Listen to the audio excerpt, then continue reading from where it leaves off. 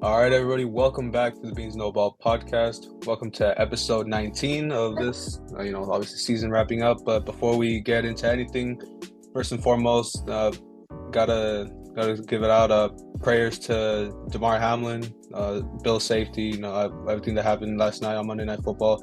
Took a real rough hit. Obviously, we'll get more into that when we talk about the recap. But just main thing here, prayers to him, his family, and the entire Bills organization.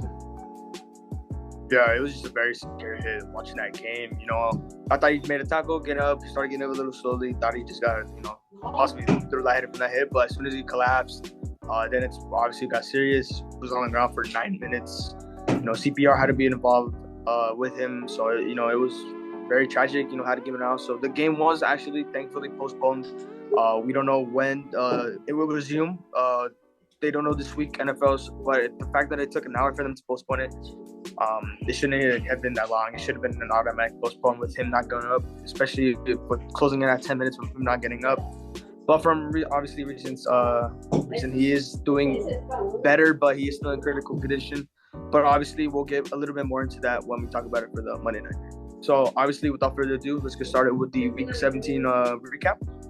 So obviously starting off the Thursday nighter, which is my game with the Cowboys. Well, first things first, it's a pretty boring Thursday nighter. Your average Thursday night game this whole season. Another boring game, obviously. I thought it would have been obviously another blowout, especially with all the injuries the Titans have on offense and defense. And, obviously with the Titans starting Josh Dobbs. Well, first, props to Josh Dobbs. He had a great game. Obviously, Josh Dobbs had a fantastic game against the Cowboys. He will also be starting next week against the Jacksonville Jaguars, which we'll obviously talk about that later in the episode. But obviously I expected a blowout, but obviously we managed to win by 14 points. I mean, I'll still take it. But obviously with the caliber of the Cowboys and then struggling team like the Titans have been with on their, I think this is their six-game losing streak, I believe. I think so. Yeah, they started 7-3. Yeah, starting 7-3. Yes. Yeah, so I mean, I just expect this better. Defense was kind of slacking a bit, but kind of got our groove back. Our offense, obviously, another pick was thrown by Dak. Not one, but 2 picks. Obviously, first pick wasn't on his fault. Peyton Hendershot did bobble it, forcing a pick. But the second pick was just a bad read by Dak to Dalton Schultz, and obviously got picked up by Kevin Byard. But obviously, bounced back after that. But obviously, coming playoff time, Dak's really gotta watch these interceptions because. That interception that was caused by Peyton Hendershot was the 7th interception not deemed a turnover-worthy play by him. So, and obviously 7 of those weren't his fault. Obviously, the other 7 were his fault. But obviously, regardless of that, the Cowboys still finished strong in this game. Defense came back. Obviously, our linebacker position is a little rusty. Landon Van Esch is doing well with his injury, but he will miss his 3rd game next week against the Commanders. So hopefully, but he said he is ready to play come playoff time. So that's a good sign. But I mean, other than that, pretty okay game regardless. Pretty average, boring game. I mean, for Titans, good game for Josh Dobbs. He will be starting, but obviously, like I said, we'll cover that in the next episode. And then obviously our pass rush is another factor that we really need to step up. I mean, obviously, after acquiring Jonathan Hankins before the trade deadline this season from the Raiders, he was a big step up to our run game, especially in the Chicago Bears game. When we had him on the line, they would average 3 yards to carry, and then when we took him out, they would obviously average more. So he did play a big factor in our rush defense. Obviously, with his injury, kind of did stump us a bit, but hopefully he should be ready come playoff time. But yeah, other than that, great game. Just moving on to Washington next week with the number one seed implications in hand. Yeah, I mean, obviously you covered that well for the most part. It's just it comes down to these little mistakes. If the Cowboys can't clean them up, it's going to be hard once they end up having to face tougher opponents like say the Niners, and obviously if they have to face the Eagles at full strength, it's stuff like this is probably just not going to fly, and it's going to be harder little by little. So apart from that, let's wrap up from, like you said, a pretty boring Thursday nighter. So we'll move on into the Sunday slate. Started with a game with no playoff implications. 2 teams, the season's already over. Just playing for pride at this point, and it was it was a decent game overall. I mean, I didn't really pay attention to it. Obviously, on Red Zone, they didn't cover it much, but the Cardinals did come out to a 19 to 17 lead for the most part. You know, in the fourth quarter, they were up. Looked like they were going to be able to manage this. Obviously, David Blau, he was thrown in after obviously Kyler's injury. McSorley wasn't really the answer at that point, and Colt McCoy was still in concussion protocol. So he played responsibly at 222 yards and a touchdown. Just he looked decent. I mean, for their circumstances, for what the Cardinals were going for at this point. But obviously, it was not enough. It's at the end, Desmond Ridder and the Falcons were able to put together a nice little drive and get into Younghoe's field goal range, and he got it through. So 19 to 20 win for the Falcons, and Desmond Ridder finally gets his first career win as an NFL quarterback. Yeah, obviously, like you said, no playoff implications involved with these two teams. It was just basically whoever wins it, not really much. But I mean, obviously, games like this, it kind of is important, coming to the position when it comes to the draft. And it looks like Cardinals, obviously, they will get a top 10 pick, which is pretty much the obvious choice here. Falcons, maybe, depending, maybe outside the top 10. But I think they would possibly. But with Blau, coming in of the Cardinals, he did fairly good. He already covered his stats. So I mean, for him coming in, with the quarterback, with the backup already on injured reserve. I mean, not injured reserve, but on concussion protocol, and another quarterback just got injured, and having to step in. It just shows a lot. He tried his best, obviously, but came close to a 1-point game. But obviously, Desmond Ridder put the team on his back and carried, not necessarily carried, but he did play a big part to his Falcons win. Now, moving on to our next game, which is a nice blowout game. The Chicago Bears at the Lions. The Lions did walk away with this one. Jared Goff had a phenomenal game. 21 completed passes for 29 passes, 255 yards, and 3 touchdowns. So, obviously, a great game by Jared Goff. I guess we could say that Jared Goff still has some left in the tank with him, after the past years with him kind of struggling with the Rams. His first year struggling with the Lions. But, it seems like now he's kind of doing better now. Jamal Williams, on the other hand, great game on the ground, 22 carries, 144 yards, and a touchdown. I always liked Jamal Williams. I was bummed, that he was a Packer, but, I had a guilty pleasure, still liked him. When he moved to Detroit, he became more likable, and I liked him a little bit more. He's a great player, fun guy to be around, funny dude. And then obviously, Amar St. Brown had a pretty average game, 4 catches for 62 yards. This game started off kind of close with the Bears having a 10-7 lead after the first quarter. But after that, the Bears just really stumped everyone. The Lions really came back, 17 points, 14 points, and it's 3 points in the fourth quarter. So it was a really big game by the Lions, scoring 20-plus unanswered points, 30-plus unanswered points, as a matter of fact. 34 points, I believe. Yes, it was 34 points that they scored unanswered. Just a big day. And obviously with playoff implications in the line with the Lions, obviously Lions must beat the Packers in order for them to secure the 7th seed. But with the Seahawks also in the line as we speak, I think they also need the Lions to lose. So it really just comes down to those two teams. But obviously Lions do need to beat the Packers in order for that to happen. But obviously we'll talk about that later on in this episode. But yeah, obviously it was a great, phenomenal win by the Lions. If they hadn't lost to the Panthers, I would have assumed they probably would have had the 7th seed secured, depending how the playoff implications were with other teams. But regardless of all that, great game by the Lions. The Bears have a lot of rebuilding to do this offseason. Yeah, this game, it started out kind of shaky. The Bears, obviously, they got a touchdown drive right away, and the Lions answered, but then the Bears, ended the first quarter on top. But like you said, Lions defense, as poor as they've been the whole season, they stepped up and they shut them off for the rest of the game. And obviously, by that point, Jared Goff and the Lions offense, really did what they've done best throughout this season and just, racked up the points against a pretty bad defense. And I guess main only other thing, apart from all those playoff implications, Jamal Williams, you say how likable he is here. He cuts it to one touchdown shy of tying Barry Sanders' Lions record. So see if he can have a big breakout game in a very important game against the Packers next week. Could be nice to see if he can get that record. But of course, we'll move on to the Broncos and the Chiefs. Another game, you would have expected it to be a little more of a blowout, but the Broncos put up a pretty good fight here. The Chiefs ended up winning 27-24, with, of course, Mahomes having another spectacular game, 328 yards and 3 touchdowns on 29 for 42 passing. But for whatever reason, the Chiefs kind of seem to get kind of stumped by the Broncos offense. Russell Wilson kind of seems to play a little better against this Chiefs defense, and I believe he's gotten a good 6 touchdowns in these 2 games, because I think he had 4 in the game a couple weeks ago. So, I mean, you could say it is a little signs of, a little bit the Broncos somewhat improving.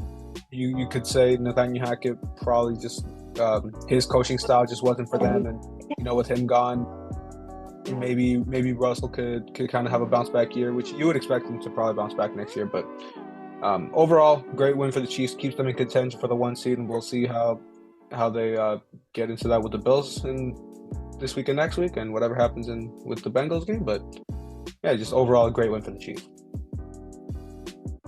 Yeah, I mean, we also have to come to consideration that these are divisional games, and in the NFL, divisional games are usually the toughest and the most important games. So I would have expected why it would have been a close game, but I mean, at the same time, with the caliber of the Chiefs team, we did expect a blowout. Excuse me, but I mean, still divisional matchup, especially since the Broncos don't have anything to lose. Still the game in the division, so obviously it's gonna matter a little bit more.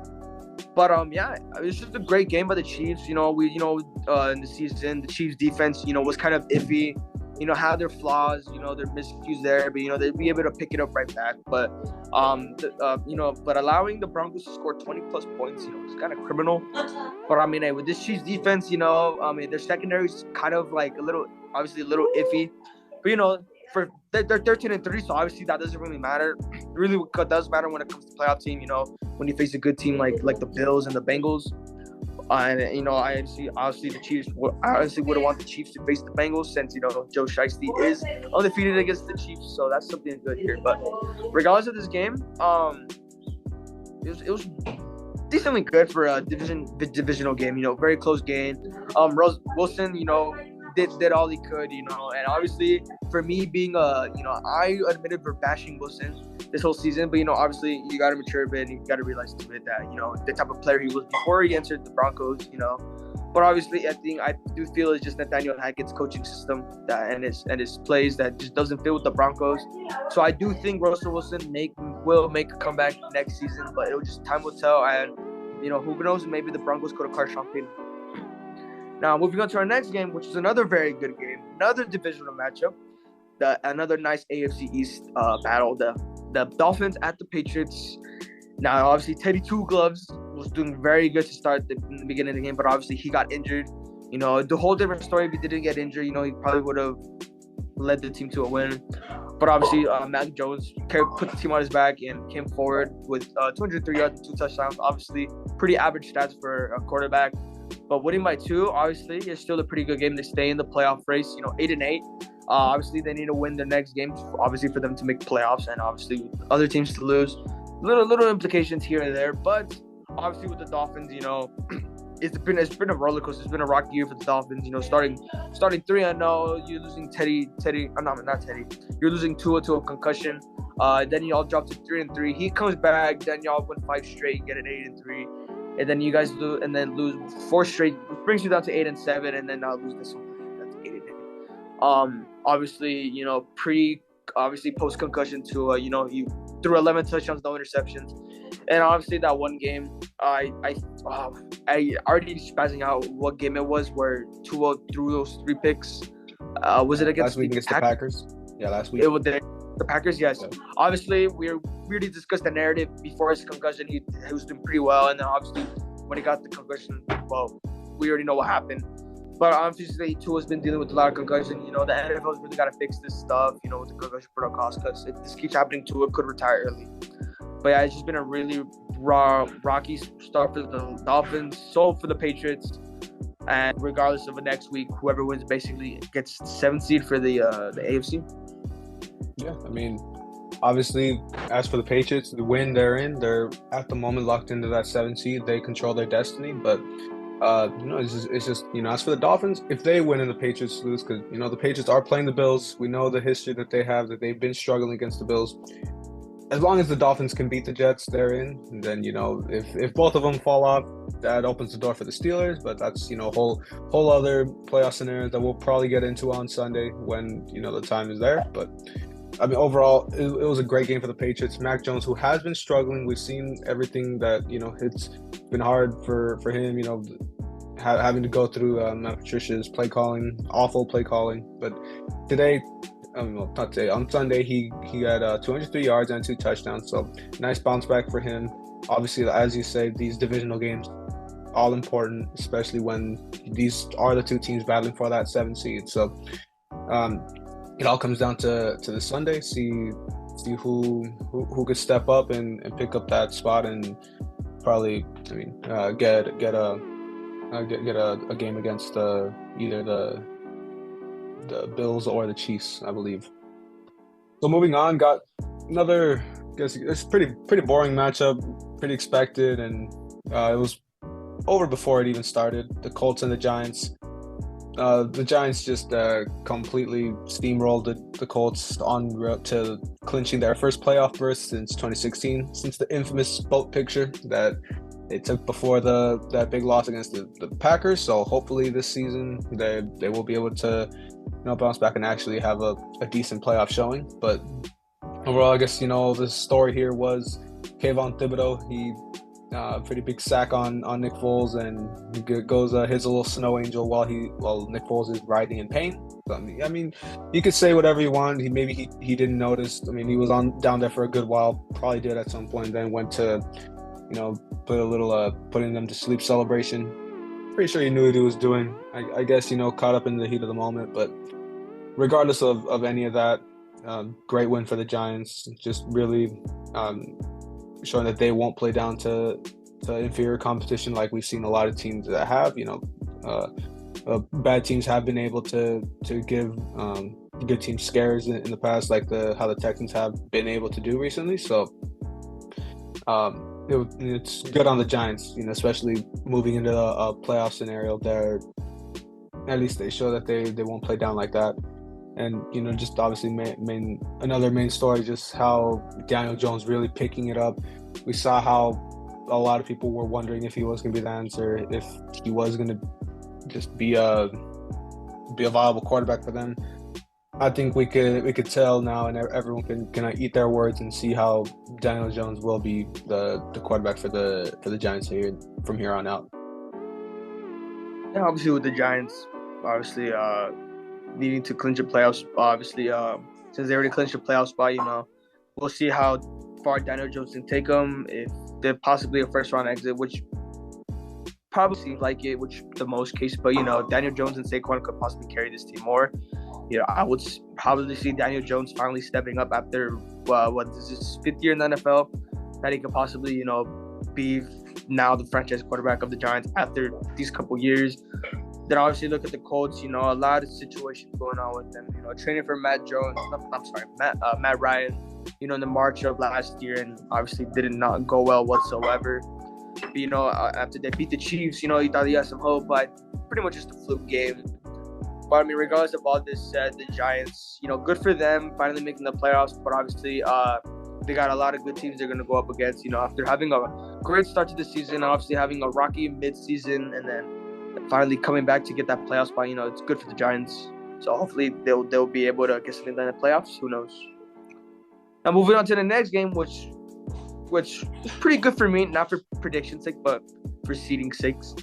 The Saints at the Eagles, and what do you know? The Saints pulled the upset here. Gardner Minshew, he had an okay game, but he could not carry the team to this win. Obviously, during that pick six, with under 4 minutes to go in the fourth quarter, really did screw them over a bit. Alvin Kamara had a decently good game on the run. Devonta Smith, obviously, I called him for my cash player for Sunday chat, and he did go off, but obviously that's saved for Sunday chat's episode next week. But obviously the Saints really rallied back, for being up 7-0 in the first quarter and then being up 13-0 in the second half. They should have been up 17-0 in the second half, but I don't know why they decided to three run plays inside. I think it was inside the 5-yard line, which is pretty stupid. Settled for a field goal, but I mean, couldn't get anything in the third. But the fourth quarter is what mattered the most, and they pulled through it. So this is good for the Saints. Obviously, they're out of playoffs. They won, but out of playoffs because obviously the other implications at hand. And obviously with the Eagles, there's one seed is in stake here since they are battling with the Cowboys and the Niners for the 1 seed. Obviously next week determines it all. If the Cowboys lose and the Eagles win, they will get the 1 seed regardless if the Niners win because Eagles do have more conference wins. But if Philly loses and Cowboys win, Niners win, obviously Niners have more conference wins, so they will get the 1 seed. But for my sake, Philly and the Niners do need to lose, and my Cowboys do need to win in the Commanders, which is very doable. We will obviously get the 1 seed. So obviously a lot's in play right now, and I just gotta obviously go for the West. But this game, it was a very good game to sum it up. The most great game by the Saints and Eagles. Hopefully Gardner Minshew can step up. But if we're looking at Jalen Hurts, it looks like there's a possibility he could play Sunday against the Giants. But again, it is a divisional matchup, so it could go both ways. Yeah, I mean, the main thing to me here is the Eagles' defense is the main thing that kept them in this game. Honestly, the Saints were playing at a level that they probably could have won this game by a lot more than this, but the Eagles' defense was stepping up a lot. So it kind of looks like Jalen Hurts is kind of the main thing that's keeping the Eagles from clinching this last spot. Because I mean, sure, Gardner Minshew has done fine in his absence, but he's not Jalen Hurts. So I feel that once he's back, the Eagles will be able to bounce back regardless of what happens in this last game. All the scenarios that are possible. I feel like they'll make a good run into throughout the playoffs once Hurts is back. But if they aren't able to have him, it's probably going to be hard. I honestly probably would expect to see the Giants to win if he's out. But regardless, that defense is gonna be big for them, and obviously as for the Saints, they are eliminated because of the result in our next game, which was the Panthers and the Buccaneers. This game, this was gonna be the main tell in who's gonna be able to step up into that NFC South. And of course, Tom Brady finally decides to have a great game, and they will, for the second consecutive year, clinch the NFC South, and probably the worst division in football at this point. Mike Evans, 3 touchdowns, 207 yards, just had a generational game here. Just absolutely torched anyone that the Panthers decided to put on him. And, of course, Tom Brady, 432 yards and those 3 touchdowns that he threw to Evans. It looked good for the Panthers at first. I mean, don't get me wrong, they were up 14-0, but, of course, Tom Brady, no lead is safe with him, and cut it to 14-10 at half. And after, I believe they were down 10 in the fourth quarter, just rallied him back and just got himself back in the playoffs. So we'll see what he can do. Yeah, I mean, obviously Panthers did have a nice 14-0 lead, but obviously that's when Brady started clicking again. And obviously Panthers kept it close, kind of shut out the third quarter. It really came down to the fourth, but the Buccaneers did outscore the Panthers by 10 points, resulting in a 6-point win. Obviously, it was a phenomenal game by Brady. It really clinched the division. They could possibly make it a bounce back. With me, since Cowboys will possibly be playing them in the first round of the playoffs at home for the Bucs.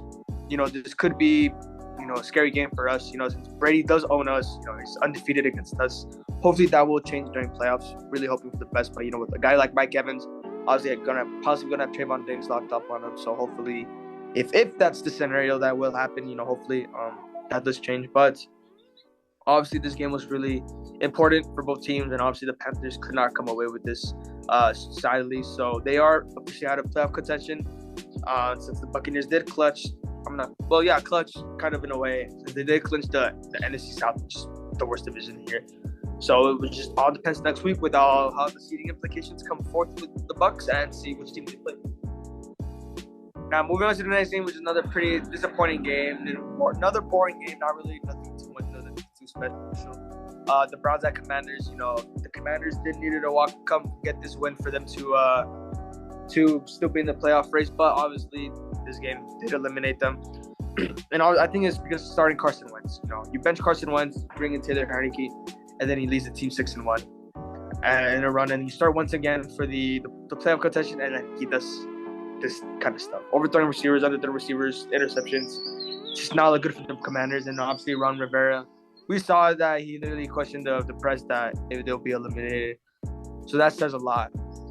But obviously for the Browns, have the Browns been eliminated yet? I'm not too sure. I'm just making sure. So the Browns were eliminated already, so it really doesn't matter for them.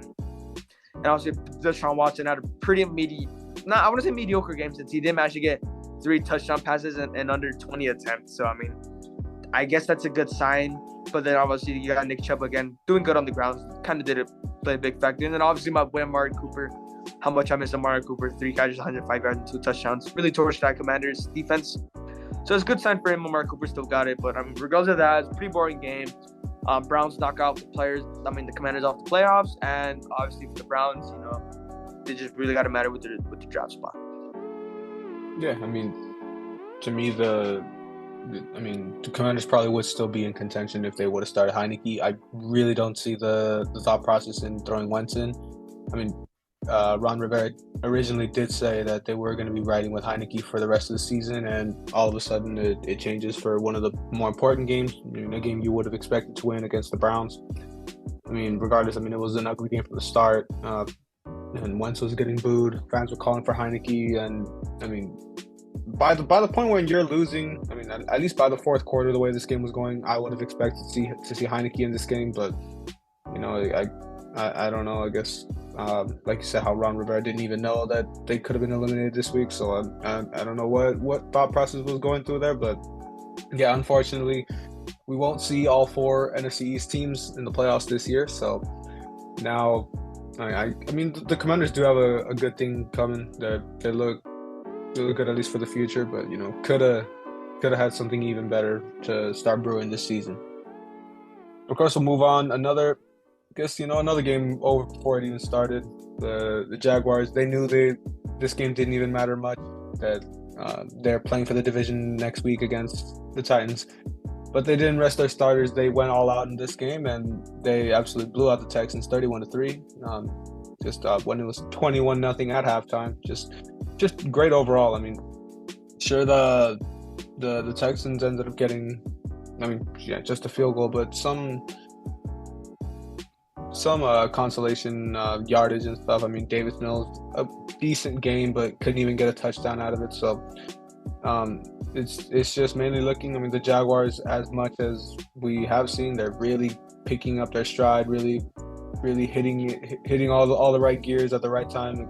When we really thought that, sure, they're looking good, but it's probably going to be building towards the next season. Now they are going to probably, I would expect them to beat the Titans this week, so it's looking like they'll be able to sneak in as the 4 seed, and who knows what they could do right now, the way Trevor Lawrence is looking. Yeah, obviously we had last week we had the questionable charge to Trevor Lawrence that he might possibly not start this game, but obviously he did start. But obviously I was still worried about his health and his condition coming into next week's game against the Titans. It is a very important matchup for the division for the AFC South. Obviously, but like you said, it looks like the Jaguars will possibly walk away with this one without struggling. The Titans have been with injuries. And for the starting Josh Dobbs, I feel like it could possibly be an easy win for the Jaguars getting into that 4th seed. But obviously looking at this game, it was pretty average, nice, simple blowout for the Jaguars for coming in. Trevor Lawrence looked very well. So did Travis Etienne Jr., 9 carries, 108 yards and a touchdown. So great run game, to say the most. David Mills, obviously 200 yards, but not really much. The Texans are 13-1. But obviously closing in, it was just a pretty average game. Not really too much about this game. So, we can just move right along. And then moving on to the next game, which is a very, very good game that we did not expect it to be this great, which is the Niners at the Raiders. It was just a shootout, regardless. Jarrett Stidham, he did a great game. He threw 2 picks, but he still kept the Raiders alive. Raiders could have won this game. This game would have gone into overtime, but obviously the miscues happened there. And Devontae Adams really won out this game. 7 catches, 153 yards, and 2 touchdowns. And as for the Niners, Brock Purdy, this is one of the first game so far that he's had faced adversity, and he overcame it well in overtime. Obviously, the overtime at the game, obviously, looked like the Raiders could possibly win the game. They were driving, but obviously Jarrett Stidham underthrew the ball a bit. as Nick Bosa did force the pressure, and it did get intercepted, and the Niners did take it all the way down inside the 20, and then obviously that's where they won with the field goal. Now, obviously, I wouldn't be worried too much as a Niners fan coming into the playoffs. It was just one game that Brock Purdy didn't really do good in, but let alone the Raiders. You see how struggling the Raiders have been, benching Derek Carr and then starting Jarrett Stidham, but none of us expected Jarrett Stidham to go off. But he had a phenomenal game. So props to him.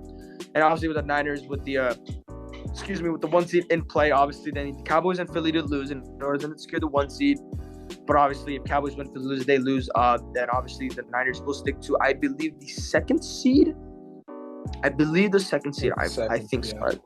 The way the Vikings are falling off, yeah. Yeah, the way the Vikings are falling off, they could possibly secure the second seed, maybe the third seed, depending on the odds on the Vikings. But obviously, this game, it was a very good game to watch. Very great game. So props to the Niners and props to Jarrett Stidham for sticking into this game. Yeah, obviously, like you said, we expected the Raiders to just kind of ball up and kind of stay ready for next year the way they were looking by starting Stidham, but he balled out. Just a great game that no one expected. Sure, anyone that knows him from his time at Auburn, he's a solid quarterback. Just obviously hasn't translated at the NFL level yet. And as for the Niners, I wouldn't say you could pin any of this on Brock Purdy. It was just a good game. It was a shootout. Him and Stidham were going at it back and forth. It really just came more down to the defense, which, everyone talks about this great Niners defense, and sure, they still are the best defense in football. They just had an off game against, like what we often say, these inferior opponents. It could be a sign. I wouldn't take it as a sign. Last week I did say that I still expected the Vikings to be my favorite to make the Super Bowl. Slowly, as much as I hate to say it, it's looking more and more like the Niners are looking like the favorite to come out of the NFC. And regardless of how they look this week, it's just how they've looked overall. Every team's going to have their own little mishaps, little hiccups down the road, and this probably was the one for the Niners. All it takes for them is to wake up from this and really kick it into gear for the playoffs.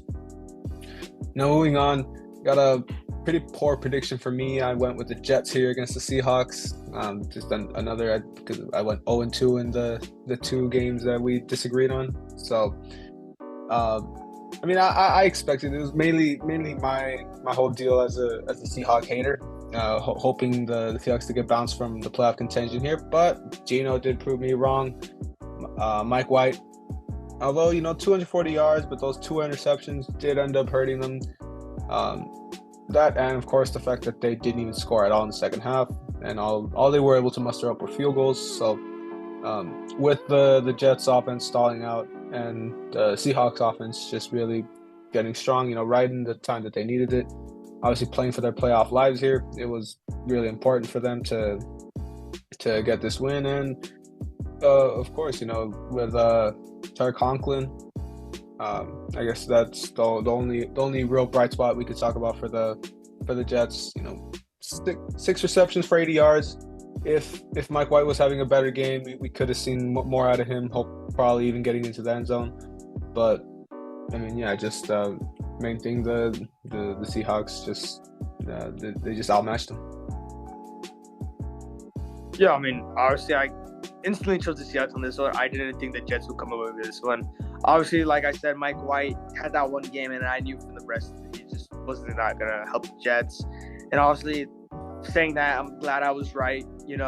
Obviously, this game eliminated them for playoff contention, and obviously the Seahawks are still needing to win next week's game, but obviously the Lions and the Packers.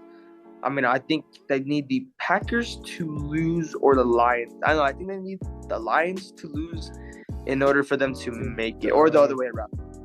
Packers to lose, I believe. Yeah. Okay, so yes, it is the Packers. I think so we'll say Packers, but I'm pretty sure it's one of them two that need to lose. Obviously, one of them team need to lose. Yeah, because if Seahawks win, Lions lose. If Seahawks wins and Lions lose, the Seahawks are in. Yeah. So obviously, it was a pretty boring game to say the most. I guess this is another pretty boring game of the week. Obviously, like I said, Mike White tried his best, but obviously couldn't do much. Kenneth Walker was a big part of this game. 23 carries and 133 yards. Pretty good for the Seahawks. then obviously they need to win next week. So it is just all depends. And now moving on to the next game, which is the Vikings and the Packers. We expected the Vikings to possibly walk away with this one, regardless of how hot the Packers have been doing. But obviously the Vikings have been stumbling lately. And with the post-game interview, or not post-game, but a couple of days before this game, obviously Jair had like that. They're talking about how he will lock up Jay Jettis after a fluke game, and oh boy, did he lock him up. Clearly only holding him to one catch of 15 yards. Obviously, people can switch the narrative saying, oh, he had safety help, blah, blah, blah. I mean, when a receiver is doing this great, I wouldn't expect to have a top corner with safety behind him to help him. I really wouldn't expect that to not happen. I would expect it to be the proper scenario to do it, which is close. But even without the safety help, Jair was pretty much locking him up the whole game. The Packers still in the playoff race. Obviously, they are neck to neck with the with the Lions and the Seahawks. Obviously, they need to beat the Seahawks. They need to beat the Lions, and Seahawks need to lose in order for them to sneak into the 7th seed, which is pretty doable. But with those three teams, there's some implications to go on with them. Obviously, with the Vikings, it looks like they could race for the 1 seed, but it really would not happen. The most of it gets the 2nd seed, maybe the 5th seed. It did not happen, obviously. With the way the Vikings have been stumbling lately. And obviously, the Packers just ran right through them. 41-17 win. Aaron Jones, thankfully, I started him on fantasy, but didn't help me. I really lost badly. 14 carries, 111 yards. A pretty good game. Excuse me. Kirk Cousins, he had decently good game, but obviously with being shut out with 2 quarters and barely getting 2 touchdowns in the 4th really didn't help much. But obviously with the Packers looking like they're seeming to bounce back now, and they could possibly be a scary low seed in the playoffs. Yeah, for the Packers, they're winning. They're in. If they're able to beat the Lions, they get the 7th seed. But obviously, it's just if Packers end up losing, then that opens the door for either the Lions or the Seahawks. But as for the Vikings, like you said, even if they were to win and all the Cowboys, Eagles, and Niners were to lose, I think at best they can get to 7 just because of tiebreakers. But right now the way the Vikings are looking, it's really looking bleak. I was so high on them even from the start. I got them winning the division, right? So I'll take that much. But they're really struggling into the back end, which right now is the point where you really need to be hitting your stride. And where they're looking, I would not be surprised to see them a one and done in the divisional round. Even bounced out by. Actually, no, they'd be in the wild card round. So yeah, just a one and done in the wild card round at the way they're looking. But yeah, as for the Packers, they're with Aaron Rodgers, you never know in the playoff. I'm sure he's kind of been labeled as a choker, but he seems to really be hitting his stride. So you never know. Now, of course, we'll move on to my game. Pretty disappointing, of course. I won't lie, I didn't even watch most of this. I caught the first quarter, then I kind of caught up on some sleep after that. Wasn't really going that good. So but just main thing here, we were in agreement that the Chargers would win this game. I of course held out my delusional hope that maybe the Baker and the Rams could kind of play spoiler for the Chargers, but of course what was expected happened. Justin Herbert had a great game for his standards. 212 yards, 2 touchdowns, really keeps that. He's staying on that narrative, proving everyone wrong. Really pushing the Chargers through right now. Of course, with this win and the Ravens loss that we'll talk about in a bit, the Chargers they're really pushing to get over, leapfrog the Ravens, and hopefully get into that 5th seed now, and hopefully get an easier first round matchup against whoever wins the South. But I guess the one positive I could say for me here is Cam Akers, who sure he didn't get into the end zone, but 123 yards. After that whole situation that we were about to trade him, we were even close to just straight up cutting him. He's really waking up, and there was just a lot of talk about him. The main thing was the O-line. His productiveness. The drop in productiveness was not only the O-line, but then you see a guy who's just coming off of a major Achilles injury, who rushed back from an Achilles injury, and to see how he's fighting back, and I really hope we're able to keep him, that he doesn't take what happened this season and really still want to leave. If we have rekindled the relationship, I mean, I would really want to keep him here. He's a great player, and I honestly feel he could be a top 5 running back next season. You know, if we can get the right pieces on the O-line to really help him. But I mean, for the most part, I'm not really not even gonna rant on this. It's just, it was an expected result, and a big win for the Chargers, moving on for their seeding implications. Yeah, I mean, looking at this game, I mean, it was pretty okay for the. Well, I mean, it looked good for the Rams. Being up barely 3-0 in the first, so like they could possibly kind of walk away with this. But obviously, the Chargers scoring those 17 in the second kind of did play a big part of them losing.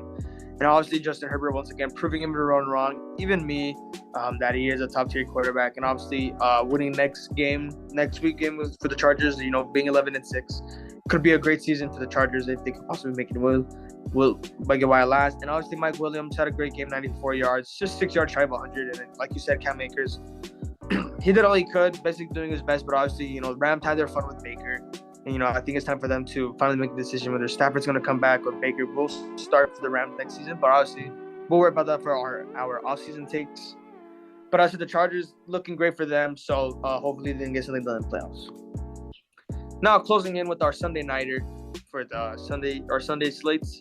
The Steelers at the Ravens. This was another great game. Primetime Pickett really came in clutch towards the fourth quarter, and thankfully, I'm glad I did choose the Steelers on this one. Looked like the Steelers were going to win this game, but Kenny Pickett came in clutch. Najee Harris as well came in clutch as well.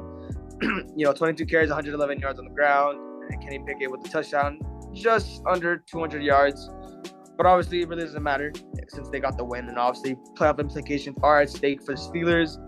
And obviously, with Mike Tomlin, never had a losing season, so obviously, they want to keep that legacy going. Win next game, even if they don't make playoffs. But if they win next game, depending if Ravens lose again next week and I think the Patriots and Dolphins, depending on those outcomes, Steelers will secure the 7th seed.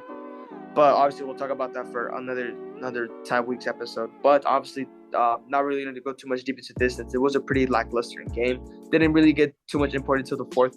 But yeah, it was a great win by the Steelers, finally keeping their playoff application alive. And obviously, the absence of Lamar Jackson for the Ravens did play a big part of their losses. So hopefully, Lamar comes back and really turns this team around. Yeah, I mean, luckily for the Ravens, they have already clinched, so they don't have too much to worry about aside from seeding. So that's the main thing. But I mean, yeah, I would have easily taken the Ravens if they did have Lamar, but right now that injury is really hurting them. Obviously, that's the reason they're not fighting for the North title anymore. It's just looking more and more like the Bengals will clinch that. Whenever that Bills game gets replayed, or just next week against the Ravens, I believe. So the main thing, here, the Steelers, man, they don't remember how down and out they were. Was it like 2-6, 3-6, something like that? And all of a sudden, back at that point, I was high on Kenny Pickett. Then, he had those poor games. I kind of started pushing back on it. But look at this, like you said, primetime Pickett. He's really, really picking it up, hitting his stride.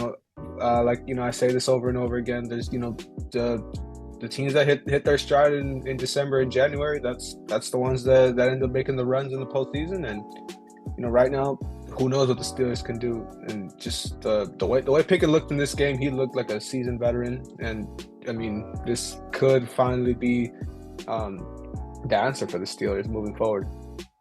Now, of course, the Monday nighter, obviously this game was postponed. We don't have a result to talk about here. It was stopped after Damar Hamlin's injury with about 5 minutes left in the first quarter.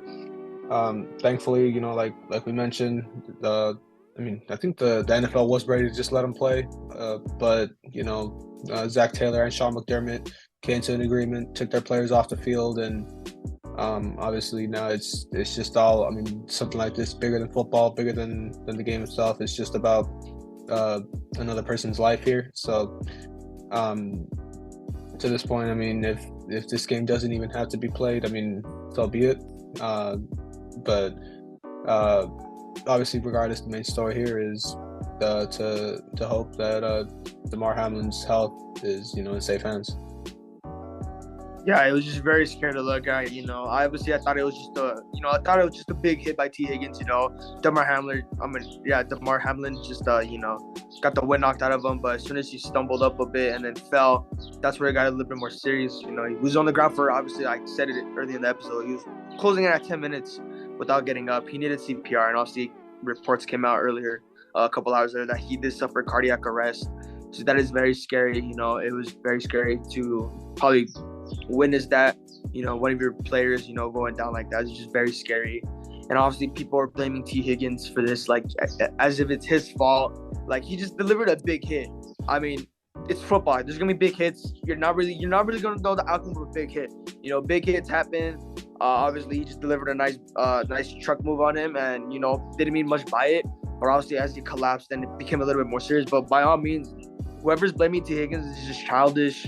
I should probably rethink, because it is nowhere near his fault that he did that, because he had no idea that was going to happen. But thankfully, Damar Hamlin is doing a little bit better. He still does require a breathing tube to breathe, obviously, but he is somewhat able to breathe on his own a little bit. But obviously, the tube does play a big part. He is still in very critical condition. And obviously, looking at Twitter, this and that, no reports so far this morning or this afternoon. So hopefully, it's cardiac arrest, so it's going to be a while. So thankfully, he does be better in the next couple of days. But, only time will tell. And obviously, with that being said, this closes up our Week 17 recap. And now on we go to the Week 18 preview. But obviously, before we do that, David, the predictions, as you may. Yeah. So obviously, we'll go with 15 games instead of 16, as this prior matchup was postponed, which unfortunately, at least for our predictions, because we did have a disagreement here, could have either given us some more separation, but in these disagreements, we finally were able to separate. As the past couple weeks, we have stayed even with our disagreements. Christian, this week you went 11-4. I went 9-6. Of course, you took the two disagreements that we did have. Who knows what could happen here? But see if this game does get replayed. We'll throw that in the future. But obviously, with that 2-game gap, you now hold a 2-game lead. You're at 154-101. I stayed down at 152-103. So. One more week of football. See if if we have any disagreements here that could give us more separation, or if kind of give me another kind of try to climb back, see what happens in this, if we even disagree. So let's go ahead and get started on Saturday football instead of Thursday. Yeah, so we have a 2-game Saturday slate, and obviously with this one important game with playoff implications. But obviously the first game, we got the Kansas City Chiefs at the Las Vegas Raiders. Again, like I said, divisional matchup. These are going to be tough, but obviously I'm calling the Chiefs for this game. Obviously a no-brainer here. I feel like Jared Stidham won't have as much of a great game he had against the Niners. I feel like it could have just been a one and done, and obviously that's what it was. But I got Kansas City here. But with most likely Kansas City resting their starters, I still have to pick Kansas City to win this game. Yeah, I'm going to agree with you right away. Just right off the bat. Obviously, there's no one going to be resting their starters here. Unless the Raiders do want to just look forward towards next year. But the Chiefs are playing for the 1 seed here. Right here to see, with the Bills. Obviously, still wait and see what happens with that result. Obviously, that doesn't matter. For the most part, that Bills-Bengals result, but it's between the Bills and the Chiefs for that 1 seed. So obviously, the Chiefs are playing an important role here, and I would expect them to do their part at least to make a run at that 1 seed. Now, of course, the biggest game, at least for the Saturday slate, will have the Titans at the Jaguars, which, the way these two teams are looking, Jaguars on a 6-game losing streak, and the Jaguars just trending up higher and higher. I'm going to have to say the Jaguars take this, and Trevor Lawrence leads the Jaguars to their first playoff appearance, first South Division title since 2017. Yeah, so obviously with how bad the Tennessee Titans are looking, with Josh Chops possibly starting since he has no help within the team in the offense, I will be going with the Jaguars as well. Trevor Lawrence has been popping. That defense has been doing somewhat decent now, and it's just a no-brainer here to go with the Jacksonville Jaguars. And obviously, the Tennessee's stumbling season collapse will go down as probably one of the worst, not in history, but possibly one of the worst in recent times. Now, obviously, moving on to our Sunday slate. Our first game, we have the Baltimore Ravens and Cincinnati Bengals. Obviously, with the Bengals game postponed, we don't know exactly when this game will be resumed. But depending on how the next game is going to be for the Bills Cincinnati. But just for the predictions, I will be going with the Cincinnati Bengals on this one. I feel like Baltimore, with the lackluster team that it is right now, with the absence of Lamar Jackson, and I've been saying this before, I feel like that's going to be the reason they don't really win this game, let alone get a good seed in the playoffs. So I will be going with Cincinnati. Yeah, I'm going to agree with you here, mainly just because of the quarterback situation in Baltimore. Still doesn't look like Lamar will be able to play, but even if he was there, I do expect, just the way the Bengals are looking right now, I expect Joe Burrow to really carry this team and finally clinch that North Division title, I believe, for the second year in a row. But of course, this game still is undetermined if it will be played on Saturday or Sunday. They're still looking at the playoff implications. I think they're still going to announce it by tonight or tomorrow, something like that. But of course, now the confirmed Sunday games will start off a meaningless game for the most part. The Bucs and the Falcons. Of course, the Buccaneers already clinched their division title. They'll play as the 4 seed. Wait and see who slides down to the 5. But I would expect Brady to, honestly, could possibly rest their starters. So we'll see what happens. But I still do expect the Buccaneers to win, just because of how poor the Falcons have looked. Yeah, I'm going to go with the Buccaneers on this one. Depending if they will most likely rest their starters and they got the 4th seed on lock. I will be going with the Tampa Bay just for the sake of just for them beating the Falcons, since they're good at that. And with Falcons, how with rusty they've been. But obviously keeping a close game last week against the Cardinals, that's pretty much the main reason why I won't pick them to win this game. So I will stick with Tampa Bay Buccaneers. Now, obviously, moving on to the next game, the Buffalo Bill game. Obviously, this is still to be determined depending when the game will be postponed. But again, I will be going for the Buffalo Bills on this one to win against the Patriots. Obviously, this is a must-win for the Patriots in order for them to secure a playoff spot. And obviously, I picked the Patriots to win, to possibly be in the playoffs. But obviously, that was a big no-no for me. It doesn't look like they'll possibly be this. They will most likely lose this game, so I will be going for Buffalo. Yeah, I'm gonna agree with you, just because the Bills are still playing for that 1 seed, and they really own the Patriots as of late. So pretty easy call to the Bills. Patriots still do have a possibility to sneak in. If the Dolphins and the Steelers also lose their games, if they lose here, but. Obviously it makes it a lot harder, just the way things are looking. Of course, our next early game for Sunday will be the Vikings and the Bears, and I think it's an easy call, just to at least the Vikings will get back up and win this game. That'll be my pick.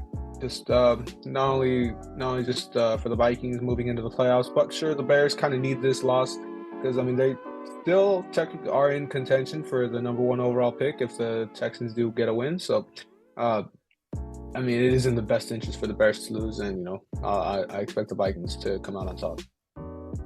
Yeah, I'm going to go with the Vikings here, especially with how collapsed they've been so far in December. But I will go with the Vikings on this one. This is a division game, so obviously we don't know if it might be as important since it is a struggling team. But I do feel the Bears could possibly just sell this game on purpose, just for the draft position purposes, since they could possibly secure the 2 seed, maybe the 1 seed.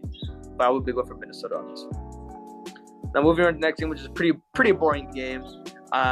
Houston and Indy. I will be going for Indianapolis just because it's a slightly better team here, and obviously with Houston with draft implications, I feel like they will possibly throw this game on purpose just for them to secure that 1 spot in the draft. And I will probably be the most obvious case here. They will get the number 1 pick in the draft here if they lose this game, which it's pretty much the obvious case. Yeah, for me, I don't think they're going to be throwing this game. Just, for me, just with the way they're looking, they kind of, pick up their stride recently in a couple games. How they play the Chiefs and how they play the Cowboys to really close games. I'm going to pick the Texans here, just in the turmoil that the Colts have been. To me right now, they look like the worst team in football. So I expect the Texans to just forego their number 1 pick, because if you really think about it, if the Bears do end up getting the number one overall pick, they're not in the looks for a quarterback, so they'll probably take Will Anderson at number one, and that would still leave Bryce Young for them. So I don't think a number one pick really leaves too much value. So if the Texans are thinking about that, I would expect them to play, actually play for pride here, and I think they'll get a win against the struggling Colts. So moving on, got the Jets and the Dolphins. This game doesn't mean much for the Jets, but they could play spoiler as the Dolphins need a win and a Patriots loss to sneak back into the 7th seed.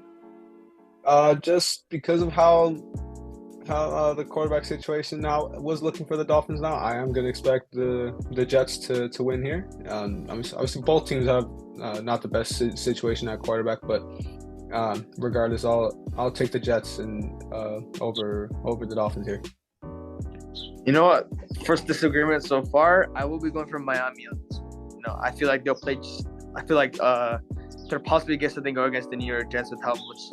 Both teams struggling here, but I feel like Miami could possibly push a little through, especially since playoff implications are still at will for them. So I do feel they're going to pull stronger on this one against the Jets in order for them to possibly secure a playoff spot. Now moving on to the next game, which is another pretty meaningless game. The Carolina Panthers at the New Orleans Saints. Obviously, two struggling teams that been playing well recently, but I would be going for the Saints on this one. With the defense of theirs is pretty good, but the Carolina's defense is also fairly decent. But New Orleans here, Taysom Hill back there, and obviously calling it an Andy Dalton masterclass for this game. Yeah, I'm gonna just keep throwing in a couple disagreements here to try to, get a little bold, and of course, get my record a little higher, hopefully. But plus, I do expect the Panthers to kind of come on top. It's a meaningless game. Not even really. With a 6-10 record, they're not really in line for much of a that good of a pick. So I think the Panthers can close out the season on a high note here. It was better than they would have expected, and I think they close it out like this. Now, of course, my pick for the Jets a little earlier was mainly with this next game in mind, with this Browns-Steelers. I expect the Steelers to win, and with both the Dolphins and the Patriots losing, that would mean the Steelers sneak in as the 7th seed, and that would be my expectation here. So I'll take the Steelers for this game. Yeah, excuse me. Yeah, I'm gonna pick the Steelers on this one as well, with just how decently good Kenny Pickett's been playing. Finally getting in his rhythm, finally proving himself to be the next franchise quarterback for the Pittsburgh Steelers. And also the Browns, play a good game against the Commanders, but it is a divisional game once again. It is going to be a good one. All these games are divisional games for the most part. Yeah, they're all pretty much. Yeah, they're all divisional games. Yeah, they always end off with divisional for. Yeah, they're all divisional games, so it's going to be great. So I do got Pittsburgh winning this one. Now, next game is a pretty, I would say, close call. Not close call, but a pretty obvious win here. The Los Angeles Chargers at the Denver Broncos. I will be going for the Los Angeles Chargers here. I wouldn't doubt if they rest their starters here for playoffs, but regardless of that, with the way Denver playing, I feel like they'll just wait for draft and offseason, so I will be going for the Chargers. For me, I wouldn't expect the Chargers to rest their starters just because they're still in line for that 5 seed, and it's obviously to play whoever wins the South. That's the goal here. So I'm expecting the Chargers to keep all their starters in, and of course, just the Broncos being the Broncos, I expect the Chargers to get a smooth victory here. Of course, moving on, this is one of the biggest matchups of this Week 18 season finale. We got the Giants and the Eagles. I'm gonna ride with the Eagles. I know that's not the result you're looking for, but I'm gonna take Gardner Minshew. Well, if it's Minshew, if it's Hurts, regardless, I expect the Eagles to. Mainly the Eagles defense to carry this team to a win. It'll be low scoring for the most part, like last week. But the Giants, they already got their spot locked up, so it won't really hurt them too much. But I expect an Eagles win here. Oh, yeah. For prediction's sake for the podcast, I will be going for Philly. But since the Giants will not be resting their starters, it could possibly be a good game.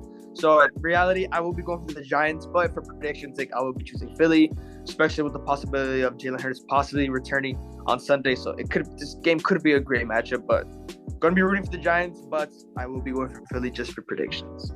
Now, next week's game is another game that I'm really hoping on. I'm not going to pick the Cardinals on this one, obviously, but I will pick the San Francisco 49ers to beat them. Obviously, I need the Niners to lose this game. Obviously, it's no starters will be rested since they are still in line for the first seed. And, I'm just got to be rooting hard for the Arizona Cardinals on this one. But obviously, once again, for prediction's sake, I will be going for the Niners. Yeah, I'm going to have to agree with you there. It's, obviously a mix of the Niners still really battling to possibly get the 1 seed, and the Cardinals just overall turmoil and not even having a solid quarterback. So really do expect probably a blowout win for the Niners here. And of course, we'll move on. My game, pretty meaningless, at least for us. We could play spoiler, keep the Seahawks out of the playoffs. I am gonna predict a Rams win here. Just leave one up, get another little bold prediction here. Hopefully the Rams, playing with a little extra fire, keep a division rival out of the playoffs. And of course, this will help the Lions, so that'd be a nice little incentive for this pick too. I'm gonna be going for the Seattle Seahawks on this one. Obviously, they still need implications for playoffs. And also, I feel like Geno Smith, he deserves it after all he's been through. So obviously, a big Seattle win here could be possibly great here, and then obviously determining the Detroit game here. So I will be going for the Seahawks. Now, obviously, moving on to my game. Obviously, the 1 seed implications going on against the Commanders here. So obviously, I will be going for my Cowboys. Now, this game, I'm really expecting to win by a huge margin here. This should be a game where we do win, and obviously we win. Cardinals win, and obviously the Giants win. We secure that 1 seed. So I gotta do a lot of praying starting today up until Sunday for us to win this game. So I will be going with my Cowboys. Yeah, easy to go with the Cowboys here. I probably wouldn't expect such a large margin like you probably would, just because that defense has been a little sloppy, and just the Dak's interceptions, whether it be his reads or just his receivers randomly tipping them right to defenders. Just the way the Cowboys have looked, I expect them to win, but not by too much. Now, of course, Sunday Night Football, probably the one with the most playoff implications here, the one to finish off the regular season, Lions-Packers. Obviously, my pick of the Rams against the Seahawks, and towards this game mainly because I'm taking the Lions. And of course, with Lions win here, Seahawks loss, Lions get in as the 7th seed. So that's, I guess, another little bold prediction to end off the regular season. I'm going to have to agree with you on this one. I will be going for the Lions as well. I was this close to coming towards Green Bay, but I mean, Detroit already got the best of them early in the season. And just for playoffs, just to knock out Green Bay, got the Lions winning this one. This will be good, too. It'll for sure help the Lions, too, as well, let alone the Seahawks, too. And it'll be great, especially the Lions knocking out Detroit at the playoffs. So Detroit is my pick. Now, obviously, that wraps up the final week of predictions for the NFL regular season of 2022 to 2023.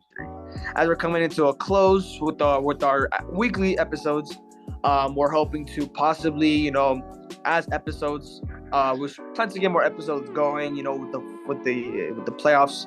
Hopefully, obviously, we got one more weekly episode to go next week after week 18, and obviously after that, we'll figure something out, see what episodes we'll probably still stay with the same schedule, but it'll mostly talk about the playoffs and here and forth. Probably make the episodes a little shorter, a little longer, depending.